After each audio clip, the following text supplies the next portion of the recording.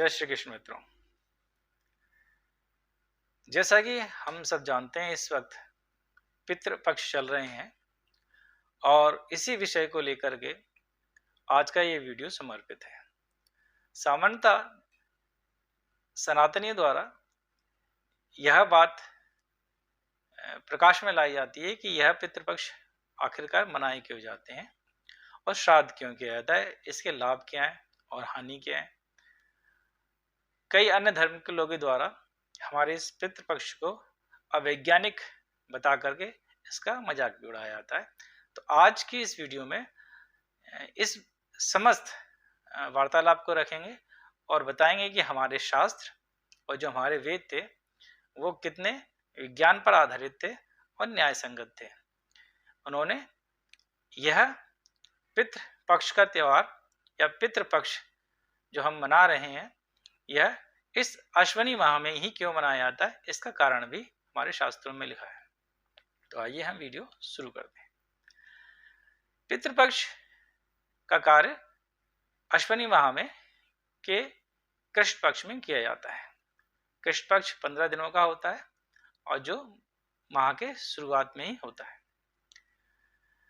सामान्यतः पितृपक्ष इसलिए मनाया जाता है क्योंकि इस वक्त हमारे जो पितृगण हैं, हमारे जो पितर हैं, हमारे जो दादा परदादा हमारे पिता हैं जो पितृलोक में हैं, वो इस दिन आकर के हमारे द्वारा किए गए श्राद्ध का अर्पण करते हैं और वह साल भर तृप्त होकर के वो अपने पितृलोक में रहते हैं।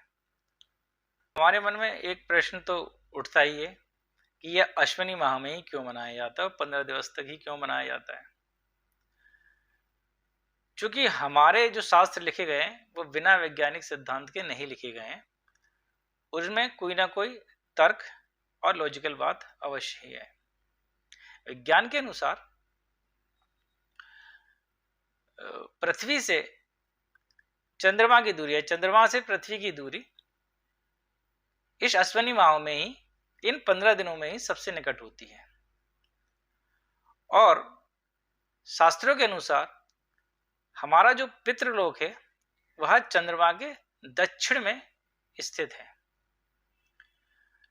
चूंकि चंद्रमा से पृथ्वी की दूरी इन्हीं 15 दिनों के अंतर्गत सबसे निकट होती है, इसलिए हमारे जो पितृदेव हैं, हमारे जो पुरखे हैं, वो इसी दिन आसानी से पृथ्वी लोक पे आवागमन कर सकते हैं। वेदों में भी इसी सिद्धांत का उल्लेख किया गया है कि चंद्रमा से पृथ्वी की दूरी इसी समय अश्विनी माह के 15 दिनों में ही सबसे निकट रहती है। तो सोचिए हमारे पूर्वजों को कितना ज्ञान गहरा रहा होगा। अब हमारे मन में एक प्रश्न और उठ रहा होगा कि जो श्राद्ध कर्म का कार्य है वह तिथि अनुसार ही क्यों किया जाता है, ये अलग अलग तिथियों पे क्यों नहीं हो सकता है। तो सोचिएगा हमारे जो ऋषि मुनि थे, उन्होंने अपनी किस योग्यता का परिचय देते हुए इस श्राद्ध कर्म की तिथियों का एक निश्चित अवधि में किया जाना सुनिश्चित किया है। अब उदाहरण के लिए आपको मैं सीधी इसकी गणना समझा देता हूँ। पितृलोक का एक दिन पृथ्वीलोक के 1 वर्ष के बराबर होता है। पितृलोक का 1 घंटा पृथ्वीलोक के 15 दिन के बराबर होता है और पितृलोक का 4 मिनट पृथ्वीलोक के 1 दिन के बराबर होता है। तो इसी गणना पर आधारित करते हुए जो पितृलोक का दरवाजा अश्विनी माह में पृथ्वीलोक के लिए 1 घंटे के लिए खुलता है, जो कि पृथ्वीलोक के 15 दिवस के बराबर होता है। और वहां पर पितरों का आवागमन करने के लिए 4 मिनट के लिए का समय दिया जाता है। तात्पर्य कि वह 1 दिन के लिए विचरण कर सकते हैं। तो वो 1 दिन कौन सा होगा, वह सुनिश्चित करता है जिस तिथि पर पंचांग के अनुसार मिलान करते हुए जो हमारा पूर्वज देहावसान हुए हैं, उनकी उस तिथि को निकाल करके उस दिन उनका श्राद्ध कर्म किया जाता है।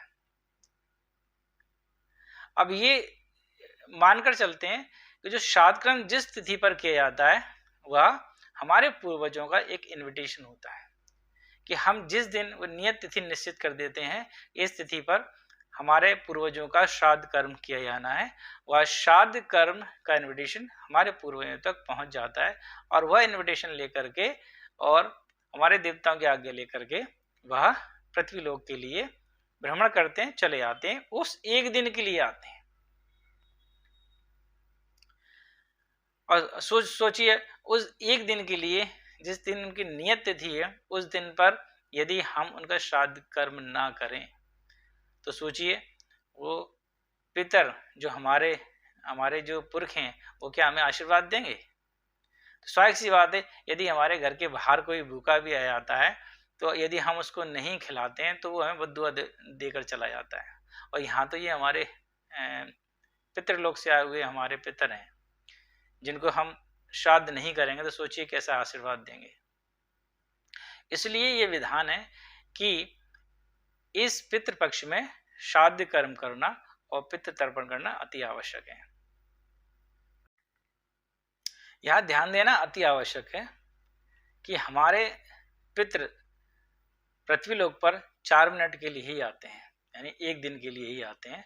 तो इस स्थिति में हमें उनका श्राद्ध कर्म निश्चित तौर पर किया जाना ही चाहिए और होना ही चाहिए, क्योंकि उनको अनुमति उसी दिन की मिलती है।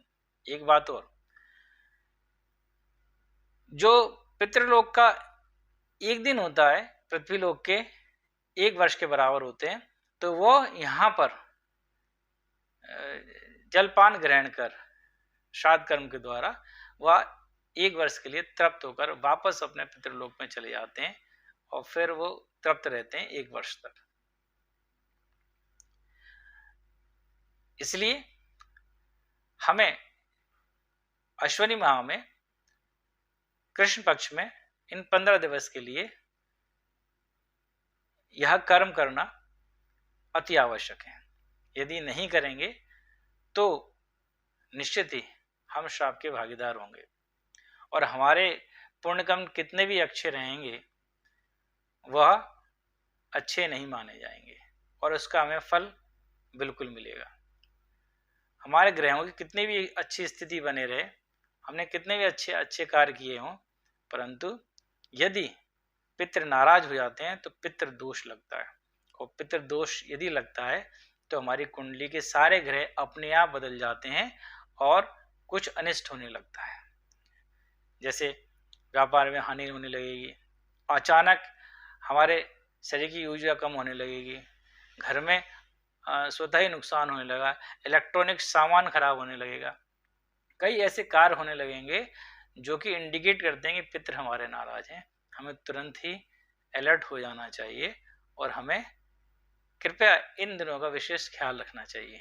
और हाँ, विशेषकर हमें किसी अन्य पंथ के मानने वाले लोगों की बातों में नहीं आना चाहिए कि आप यह कर्म क्यों करते हैं। आप नहीं करते तो आप नहीं करते, हमारा सनातन धर्म कहता है, हमारे वेद कहते हैं, हमारे शास्त्र कहते हैं, हम तो मानेंगे।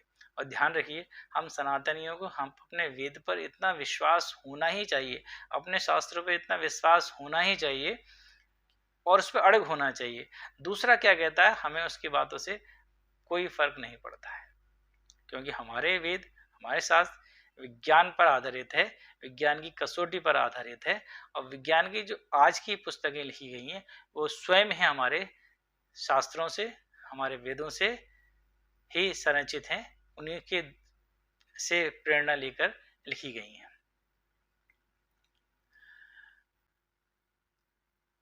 शास्त्रों में हमारे पितरों को देवता तुल्य माना गया है, इसलिए आवश्यक है कि उनका देवताओं की तरह स्वागत करें और उन्हें नाराज ना करें, उनकी पूजा करें, उनकी अर्चना करें और उन्हें विधि विधान से विदा करें। उम्मीद है आपको आज का वीडियो अच्छा लगा होगा, तो इसे लाइक, शेयर और सब्सक्राइब अवश्य करें। जय श्री कृष्ण।